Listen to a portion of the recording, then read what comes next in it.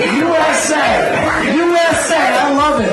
You know, so anybody know what this, my friend came to this event earlier today. Anybody know his name? Rowdy. I like that. We're going to get Rowdy tonight. That's good. Thank you. Good to see you again. So listen, anybody watch those debates that we had, the third debate? Anybody see that? Speak the truth. That's what we're going to do, speak the truth. And I got to say, I'm going to call out the truth with the Democratic Party. Okay, we're going to have Hunter Biden getting a $5 million bribe from Ukraine, and then we send over $200 billion to that same country. They sold off our foreign policy to make their family rich. I said this long before, now they're coming along to see it. I'm going to make another one tonight. You mark my words, all right?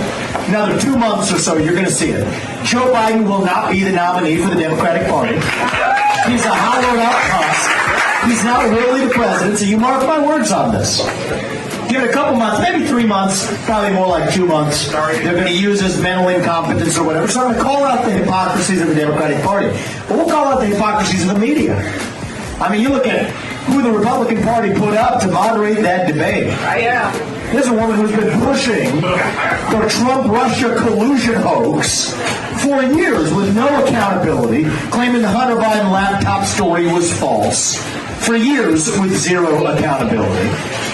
I told her to her face, you want to look at the people in the country and look them in the eye and tell them, was it real or was it fake? She basically answered the question despite the fact that she didn't really, you could see it. You could see it.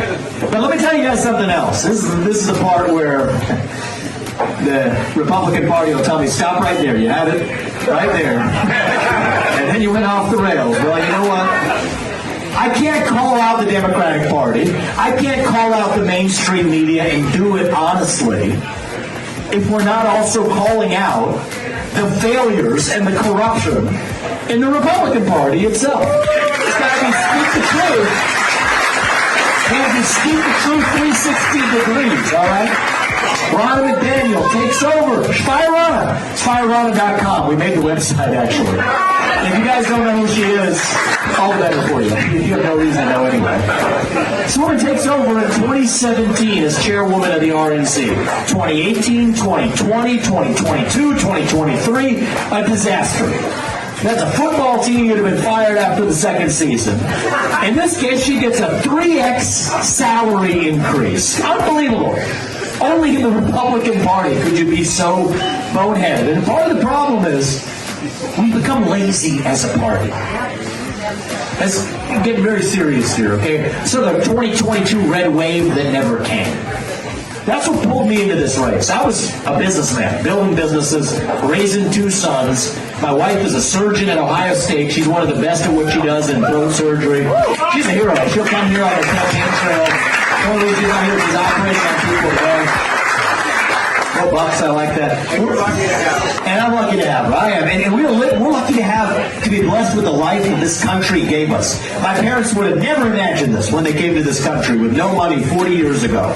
That we live with frankly, the level of blessing and comfort and security this country has given us. That's the American dream. I wasn't going to enter this dirty world of partisan politics, but then I see the red wave that never comes. I look at a Republican Party that for a long time has been lazy, pointing to the other side. The radical Biden agenda. I don't sit here criticizing Joe Biden. He's not even the president of the United States. He's a puppet for the deeper cancer, right? See, for a long time, the left has been, and I wrote Woke Inc., I've been criticizing race, gender, sexuality, climate. We can sit here criticizing these things. But we only win if we're actually going to talk about what we actually stand for. Individual, family, nation, God. That beats race, gender, sexuality, and climate if we have the courage to actually stand for something. See, for a long time, we in the Republican Party, we have been running from something. Now is our moment to actually start running to something. To our vision of what it means to be an American today. See, I'm an America First conservative. I don't apologize for that. But to put this country first, we have to rediscover what this country is. Ask somebody my age that question. I'm 38. I'm the youngest person ever to run for U.S. president as a Republican, okay? You ask somebody my age that question. Thank you. I appreciate that. It takes somebody with fresh legs. It's going to take somebody from the next generation to get this right. Thomas Jefferson, by the way, 33, when he wrote the Declaration of Independence. There's a reason why. It takes somebody whose best days in life are still ahead to see a country whose best days can still be ahead of itself. I believe that. You ask people my age now, though, what does it mean to be an American? You get a blank stare and respond. It's like a deer in headlights.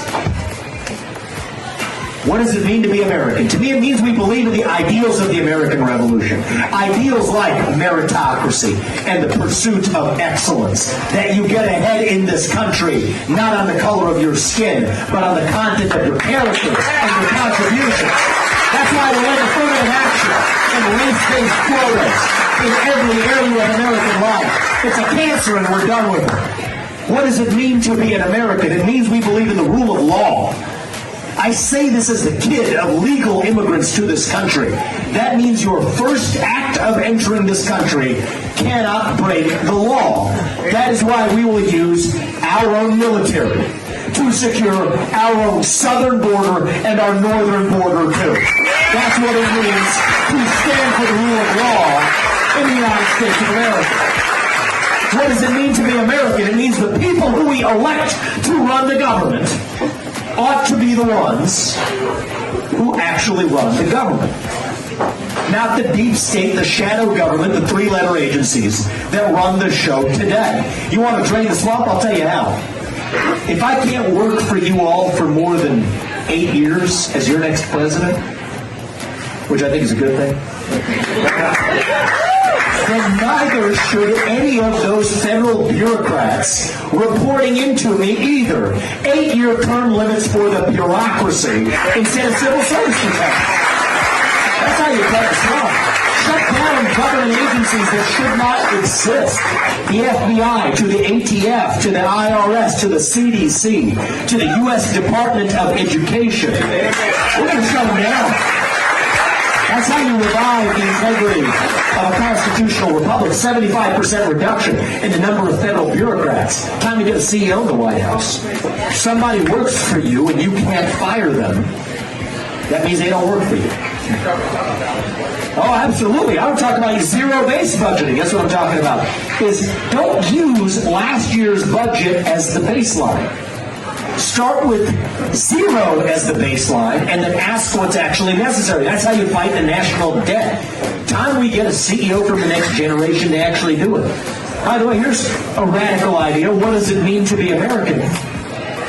It means we believe that every person's voice and vote counts equally in a constitutional republic.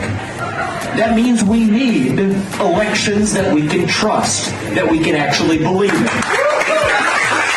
Not that hard, folks. Single-day voting on election day as a national holiday with paper ballots and government-issued ID to match the voter file. I'm sorry, that's not racist. That's not xenophobic. It's common sense. It's not controversial. These aren't black ideas or white ideas. These are not even Democrat ideas or Republican ideas. Not really.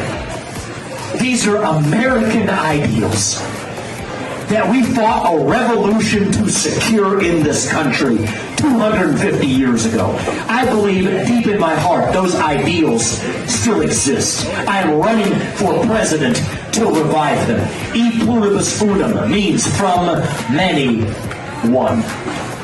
See, we've forgotten in this country. I grew up into a generation where we were taught to celebrate our diversity and our differences so much that we forgot all of the ways we're really just the same as Americans, bound by a common set of ideals. See, our diversity is not our strength. Our true strength is what unites us across our diversity. looking around the room tonight. We got some different shades of melon, right? I brought one of them. Earlier today, too. You're welcome. We got a couple different genders in the room. 2 of them, to be precise.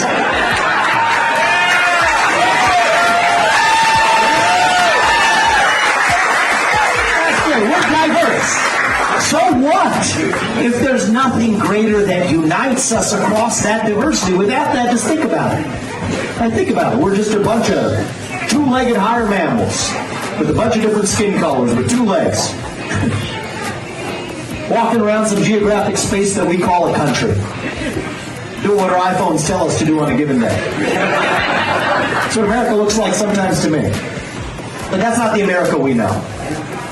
America is a vision of what that place can be.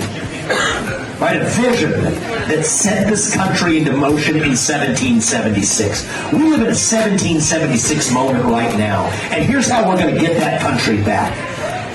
I'll tell you, it's by all of us. Not just me. All of us.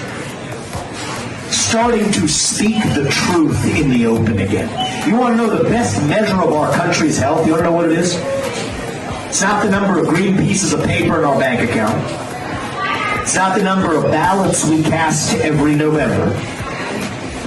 These things are important, but they're not the most important thing. The best measure of our country's health is the percentage of people who feel free to say what they actually think in public. Right now we're doing good.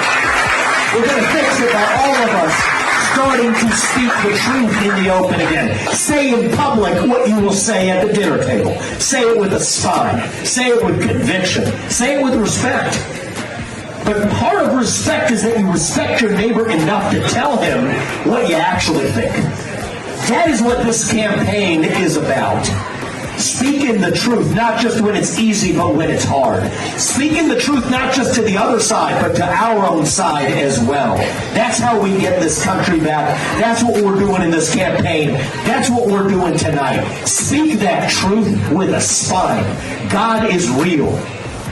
There are 2 genders. Fossil fuels are a requirement for human prosperity. Reverse racism is racism. An open border is not a border. Parents determine the education of their children. The nuclear family is the greatest form of governance known to mankind. Capitalism is the best system to lift us up from poverty. There are 3 branches of government in the United States, not 4. And the U.S. Constitution, it is the strongest and greatest guarantor of freedom in human history. That is the truth. We fight for the truth. We stand up for the truth. That is what won us the American Revolution.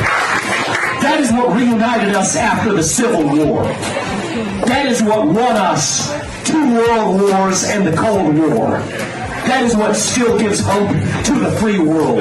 And if we can revive that dream over group identity and victimhood and grievance, then nobody in the world, not a nation, not a corporation, not a virus, not China, is going to defeat us.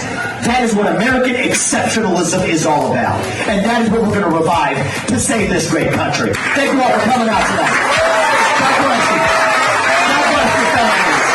And God bless our United States of America. We will not stop until we get this job done. 2024.